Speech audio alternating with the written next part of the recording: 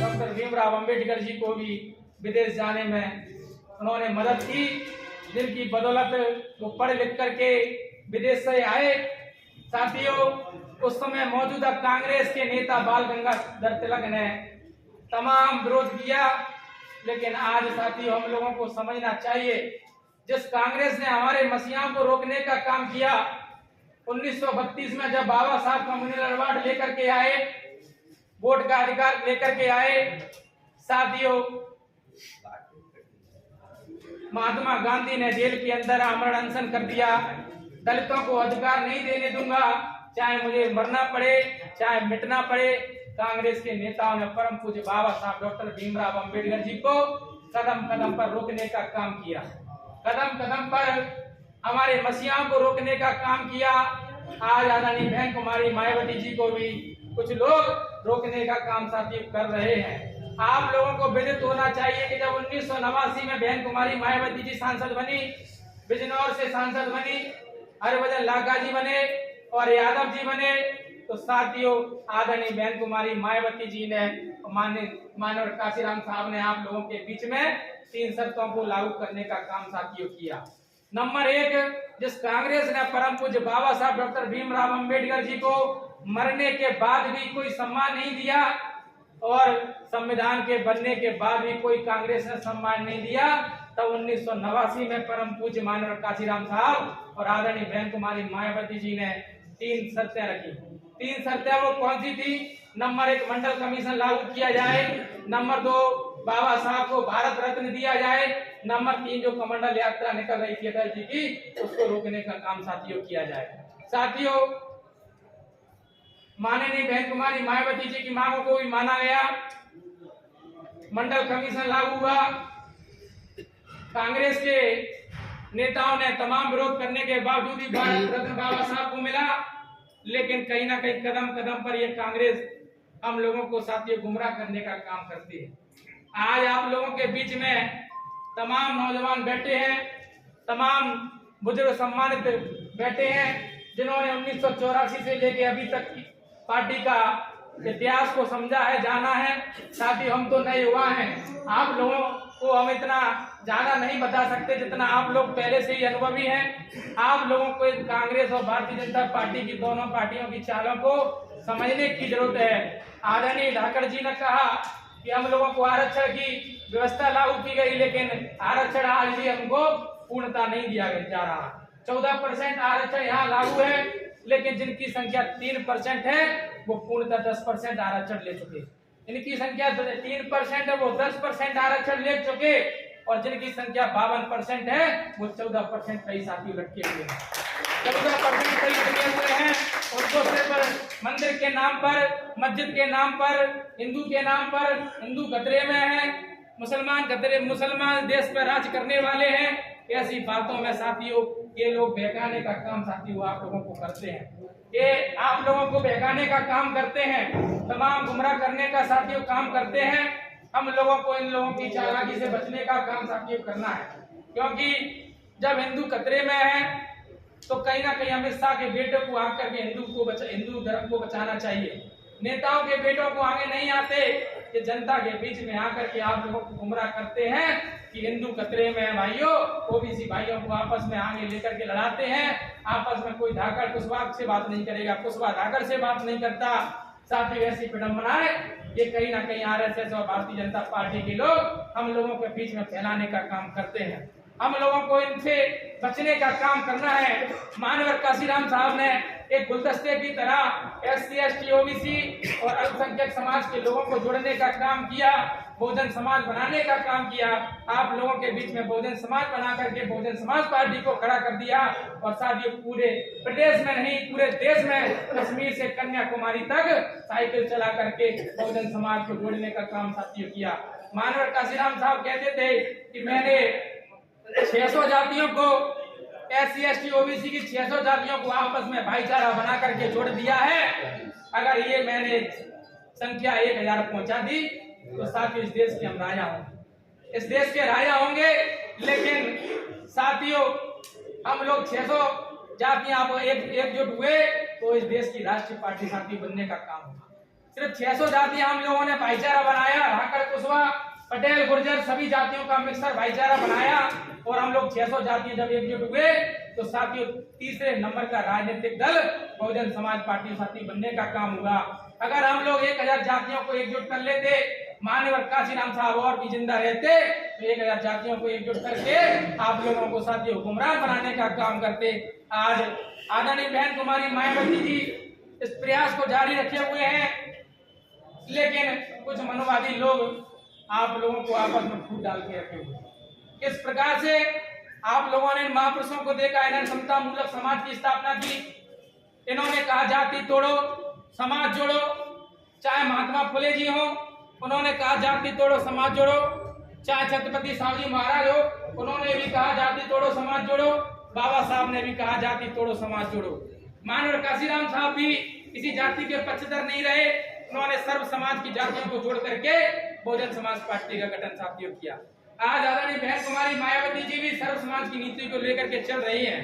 SC ST OBC अल्पसंख्यक एवं सामान्य में से जो भी गरीब परेशान भाई हमारे जो भी इस व्यवस्था से पीड़ित हैं, इस अन्य अत्याचार से पीड़ित हैं, इन पूंजीवादों से पीड़ित हैं, उन व्यवस्था से पीड़ित हमारे भाई वो भी हमसे साथियों जुड़े हैं। लेकिन ये भारतीय जनता पार्टी और कांग्रेस के लोग किस प्रकार से हम लोगों को आपस में फूट डालने का काम करते हैं।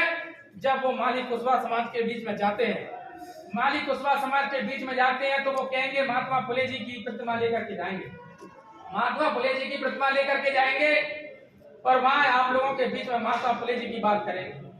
जब वो बाबा साहब के अनुयायियों के बीच में जाते हैं तो बाबा साहब के बीच में जाकर समाज के लोगों के बीच में, ऐसी समाज के लोगों के बीच में जाते हैं तो बाबा साहब की बात करेंगे, जय भीम करेंगे, जय जयकार करेंगे। और जब वो गुर्जर समाज के बीच में जाएंगे तो देवनारायण जी की प्रतिमा ले जाएंगे और जब वो ब्राह्मण समाज के बीच में जाते हैं तो जय श्री राम के नारे लगाने लगते हैं। ये कहीं ना कहीं हम लोगों को जातियों में तोड़ करके अपने ऊपर राजनीति करने का काम षड्यंत्र साथी करते हैं। हम लोगों को षड्यंत्र को समझना है और SC ST OBC के भाईचारे को कायम रखते हुए हम लोगों को पुनः बहुजन समाज पार्टी को मजबूत करना है। मुरैना जिले में आप लोगों ने MLA 6 विधानसभाओं पे भी जिताने का काम किया है, चाहे सबलगढ़ हो चाहे जोरा हो। एक बार धाकड़ जी विधायक बने, 2 बार सोनीराम कुशवाहा जी विधायक बने। आप लोगों से गुर्जर समाज से एल सिंह कंसाना जी विधायक बने, मुरैना में ब्राह्मण विधायक बने, बलवीर डंडोतिया दिल्ली से विधायक बने, सत्यप्रकाश जी अम्बा से विधायक बने, साथियों यहाँ से रावत बने। साथियों तमाम सभी हमारी 6 विधानसभाओं पे विधायक बनने का काम साथियों किया है। लेकिन एक बार पुनः आप लोगों ने कमर कस ली, किसी भी प्रकार की किसी भी चाल में किसी भी बातों में अगर नहीं आए तो मैं दावे के साथ साथियों कह सकता हूं आप लोग सबलगढ़ से पुनः आप लोग अपना विधायक चुन करके ऊपर भेज सकते हैं। आप लोगों को ध्यान होना चाहिए। माननीय काशीराम साहब ने एक नारा दिया, वोट से लेंगे CM PM और आरक्षण से लेंगे SP DM। साथियों हम लोगों के राजपाट होंगे तो साथियों हम लोगों की व्यवस्था कानून व्यवस्थाएं चलेंगी। लेकिन जिस प्रकार से लोग कहते हैं कि संविधान खतरे में, आज कांग्रेस प्रचार कर रही है संविधान खतरे में है, लेकिन इसी कांग्रेस ने 114 116 संशोधन भारतीय संविधान में साथी करने का काम किया है। बाबा साहब के संविधान को साइड में करते हुए, संविधान में संशोधन करते हुए कांग्रेस पार्टी ने संविधान को कमजोर करने का काम किया है। वही बीजेपी भी संविधान को पूर्णतः साथी खत्म करने वाली है। अगर हम लोगों को संविधान बचाने की बात करना है, क्योंकि ऐसा नहीं है कि आज आरक्षण दिवस है तो केवल बहुजन समाज पार्टी ही इनकी जयंती मनाने का काम कर रही है, इनका आरक्षण दिवस मनाने का काम कर रहे हैं। हम लोग कहीं ना कहीं विचारों पे ताला और प्रतिमाओं पे माला डालने का काम साथी करते हैं। हम लोगों ने महापुरुषों पे माला डालने का काम कर दिया है, उनके विचारों को अमल में लाने का काम साथियों नहीं किया है। बाबा साहब ने कहा था, ऐ मेरे समाज के लोगों, जाओ अपने घरों की दीवारों पे लिख दो हम इस देश के हुक्मरान हैं। लेकिन सम्मानित साथियों किसी भी साथी ने इस बात को नहीं समझा, किसी भी साथी ने इस बात को नहीं समझा। इस बात को परम पूज्य माननीय काशीराम साहब ने इस बात को समझा और अपने सीने पे इस बात को लिखा साथियों, जब पीछे मुड़ करके देखा तो उन्होंने सीने पर इस बात को इसीलिए लिखा कि जब पीछे मुड़ करके देखा तो उनका कोई घर नहीं था। उन्होंने प्रतिज्ञा की कि मैं कभी घर नहीं बसाऊंगा, मैं कभी शादी नहीं करूंगा, मैं कभी नौकरी नहीं करूंगा। साथियों, SC ST OBC समाज के लिए उन्होंने अपना गृह त्याग करके बहुजन समाज को जोड़ने का काम किया, हुक्मरान बनाने का काम किया, बहुजन समाज को हुक्मरान बनाने का काम किया। और सन 1995 में उत्तर प्रदेश के, इतने मध्य प्रदेश ही नहीं, पूरा देश ही नहीं, पूरे विश्व के सबसे बड़े प्रदेश उत्तर प्रदेश में सबसे पहले 1995 में साथियों 3 जून 1995 में सरकार बनाने का काम माननीय काशीराम साहब ने किया। और परम आदरणीय बहन कुमारी मायावती जी उत्तर प्रदेश की साथियों पहली बार मुख्यमंत्री बनी। तो मैं आप लोगों से पूछना चाहता हूं कि मध्य प्रदेश में पूर्व में तमाम मुख्यमंत्री रहे, मुझे याद नहीं कितने रहे, आप लोगों को भी याद नहीं होंगे। सिर्फ आपको दिग्विजय सिंह और कमलनाथ जी का नाम याद होगा और शिवराज सिंह का नाम याद होगा। कुछ ज्यादा जानकार होंगे तो उनकी कार्यशैली से व्यवहारिक नहीं है, लेकिन याद रखना साथियों, याद उन्हीं लोगों को किया जाता है जो इतिहास बनाने का काम साथियों करते हैं। जो इतिहास बनाते हैं उन्हीं को याद किया जाता है, उन्हीं का गौरवशाली इतिहास रहता है, उन्हीं को सदियों तक समाज याद करता है। लेकिन जिन लोगों को कहीं ना कहीं सत्ता मिल जाती है और कहीं अच्छा नहीं कर पाते तो उनको साथियों कोई याद नहीं करता। परम आदरणीय बहन कुमारी मायावती जी जब उत्तर प्रदेश की मुख्यमंत्री रही तो उन्होंने SC ST OBC वर्ग के लोगों के लिए तमाम विश्वविद्यालय खोलने का काम किया, तमाम स्कूल खोलने का काम किया, तमाम यूनिवर्सिटी खोलने का काम किया और अपने महापुरुषों के नाम से धार्मिक स्थल बनाने का काम किया। आप लखनऊ चले जाइए, आप ग्रेटर नोएडा चली जाइए, आप लखनऊ चले जाइए, आप अपनी विरासत को एक बार देख के आइए। एक चौराहे पर महात्मा फुले मिलेंगे तो दूसरे चौराहे पर छत्रपति साहू जी महाराज और तीसरे चौराहे पर बिरसा मुंडा मिलेंगे तो चौथे चौराहे पर बाबा साहब और पांचवें चौराहे पर काशीराम खड़े होंगे तो छठे चौराहे पर आप लोगों के मसीहा साथियों खड़े होंगे। साथियों, हमारे मसीहाओं के लिए आदरणीय बहन कुमारी मायावती जी ने काम किया। हमारे SC ST OBC की लोग जागरूक हों, इस बात को समझे कि कोई पूरे देश के अंदर पहला CM था जिसने SC ST OBC की नीतियों को आगे लेकर के आई। आदरणीय बहन कुमारी मायावती जी ने SC ST OBC के लिए तमाम स्कूल कॉलेज खोलने का काम किया साथियों। लेकिन आज कहीं ना कहीं भारतीय जनता पार्टी और कांग्रेस पार्टी हमारे महापुरुषों के दुष्प्रचार करती हैं। आदरणीय बहन जी के बारे में कहते हैं तो उन्होंने तो पत्थर में पैसा लगा दिया।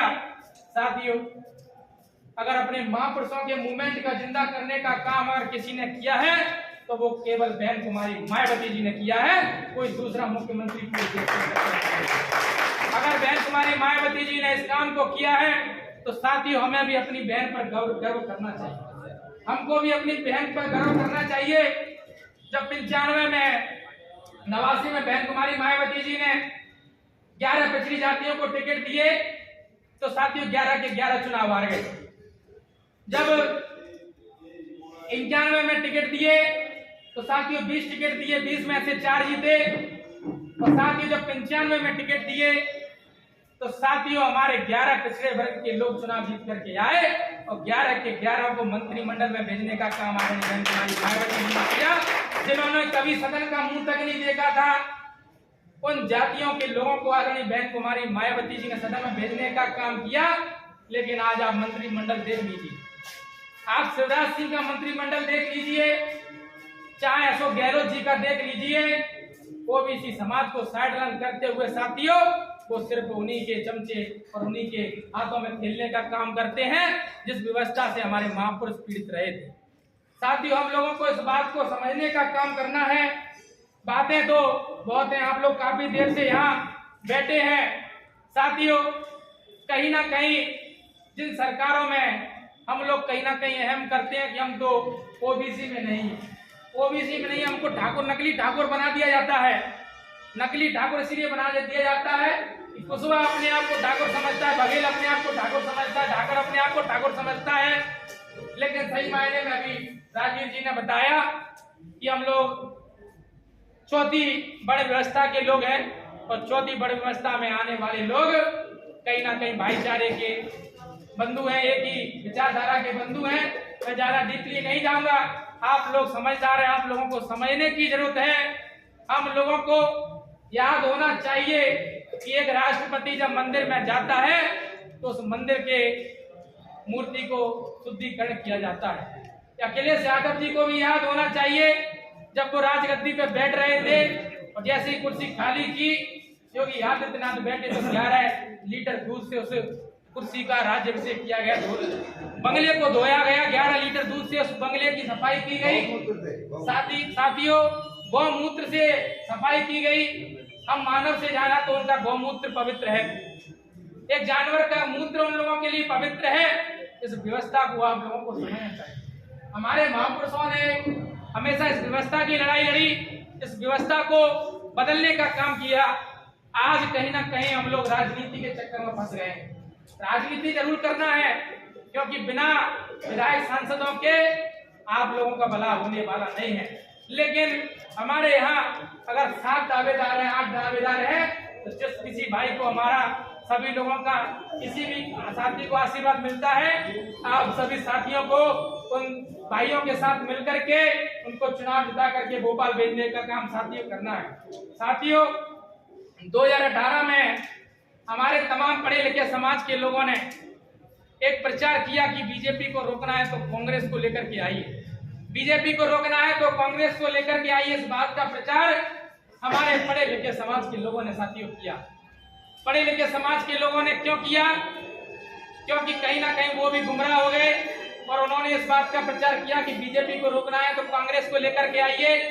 आप लोगों को विदित होना चाहिए, जब SC/ST एक्ट का प्रावधान खत्म कर दिया गया था, निष्प्रभावी एक्ट को कर दिया गया था, तो तमाम हमारे नौजवान रोडों पर उतर करके आए और जन आंदोलन करने का काम साथियों किया।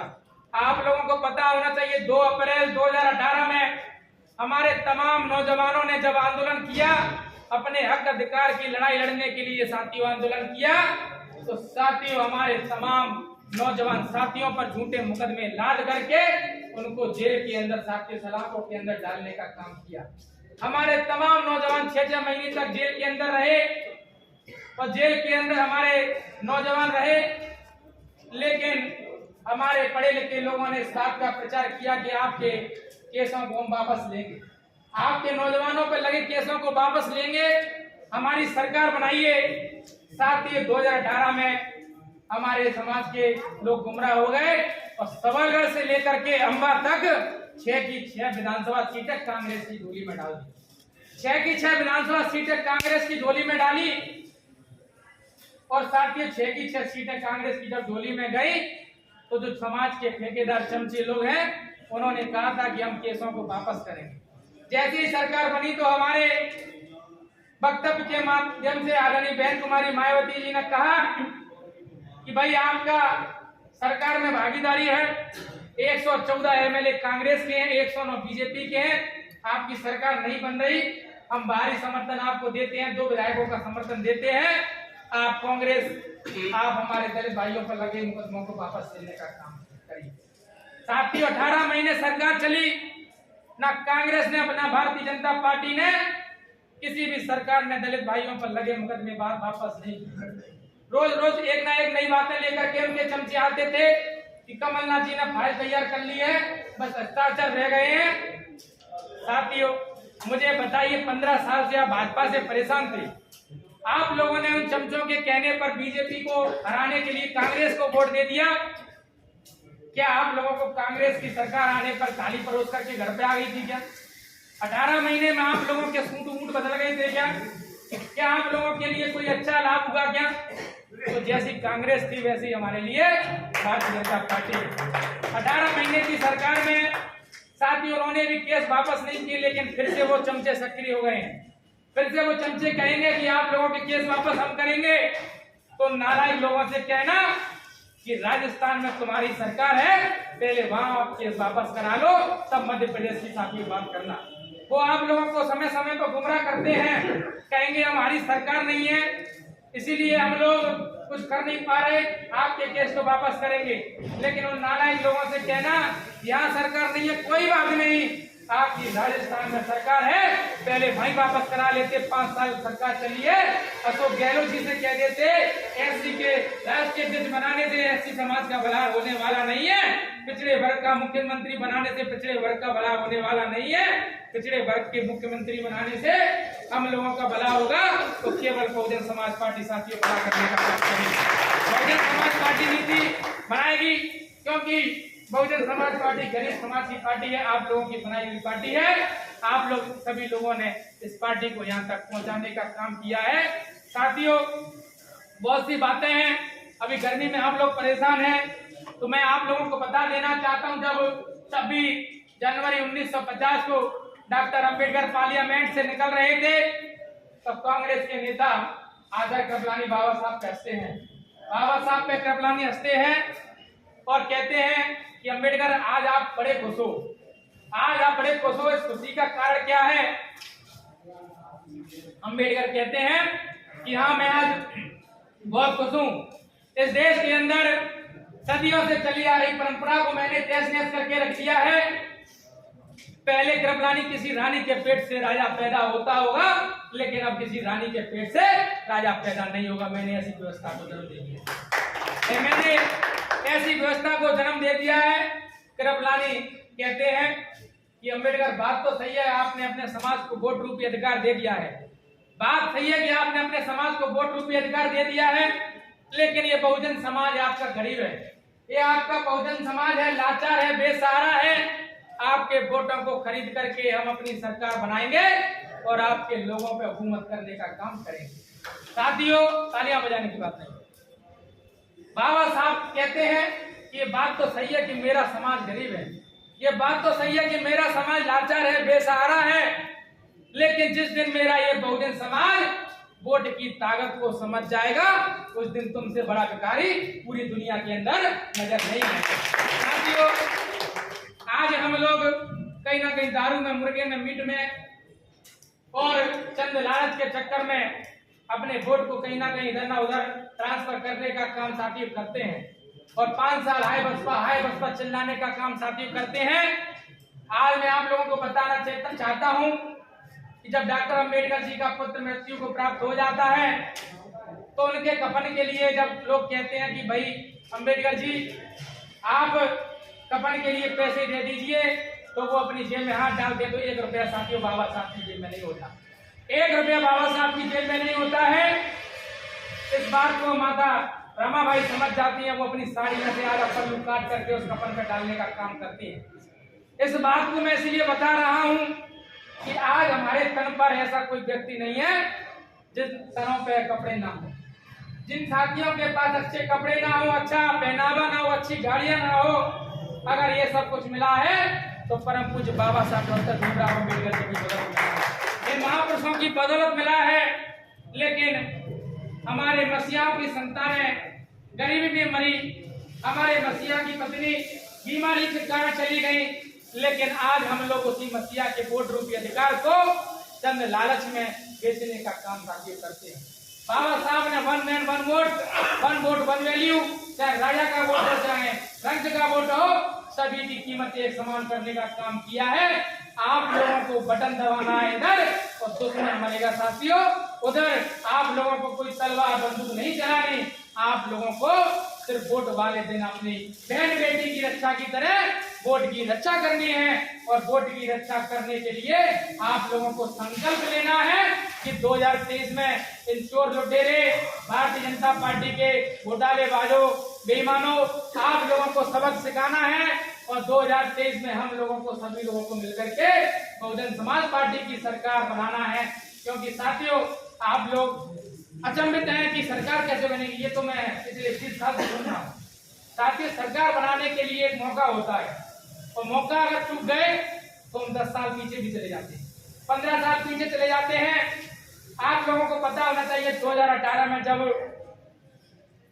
बीजेपी की 109 सीटें आई, कांग्रेस की 114 सीटें आई, तो उनको जरूरत नहीं थी 2 एमएलए की, जरूरत थी 116 पे पूर्ण बहुमत से सरकार होती है और 2 एमएलए की जरूरत पड़ी तो रामभाई पतरिया से बसपा और संजू कुशवाहा भिंड से दोनों विधायकों को बहन कुमारी मायावती जी ने समर्थन देने का काम किया, अपनी वजह से कांग्रेस सरकार में रही। साथियों, अगर मुरैना जीरो नहीं हुआ होता, आप लोग किसी की बातों में गुमराह नहीं हुए होते, और मैं दावे के साथ कहता हूं आप लोगों से, अन्य जिलों में क्या हो रहा है हमें कोई मतलब नहीं है। आप लोग इस दिमाग से भूल जाओ कि दोरा में क्या हो रहा है, सवाल में हमको ध्यान देना है। आप लोग मुरैना से अगर 3-4 एमएलए बना ले तो साथियों आपके बिना किसी की सरकार बनने वाली इस बात में नहीं है, आपकी सरकार में बन जाएंगे। साथियों, हमारे अभी और भी वक्ता हैं, पूना फैक्ट्री टूट गया है, तमाम हमारे वक्ता हैं, आदरणीय बौद्ध जिला प्रभारी बहुजन समाज पार्टी आदरणीय विधायक मणिराम सागर जी ये हमारे बीच में उपस्थित हैं, अपनी बात ये भी रखेंगे। साथियों, गर्मी का भी समय है, आप लोग काफी लंबे समय से यहाँ बैठे हुए हैं। मैं 4 लाइनें कहते हुए अपनी बारी को विराम दूंगा कि कोई कहता है हिंदू खतरे में है, कोई कहता है मुसलमान खतरे में है, कोई कहता है हिंदू खतरे में, कोई कहता है मुसलमान खतरे में है। ये धर्म का चश्मा उतार कर देखो यारो, भारत का संविधान खतरे में है, भारत का संविधान खतरे में है। साथियों, आप लोगों ने मेरी बात को सुना, आप लोगों का मैं तहे दिल से शुक्रिया अदा करता हूं, लेकिन आप लोगों को संकल्प लेना है कि 2023 में इन चोर लुटेरे लोगों को, इन व्यापक घोटाले वाले लोगों को और साथियों इन लोगों को सबक सिखाने का काम करना है।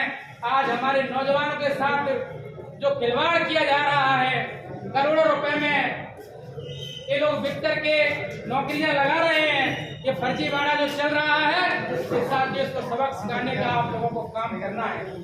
साथियों, हम लोगों को इन लोगों को सबक सिखाने का काम करना है। इन्हीं शब्दों के साथ आप लोग काफी देर से यहाँ बैठे हुए, मैं आप सभी लोगों के चेहरे से शुक्रगुजार हूँ।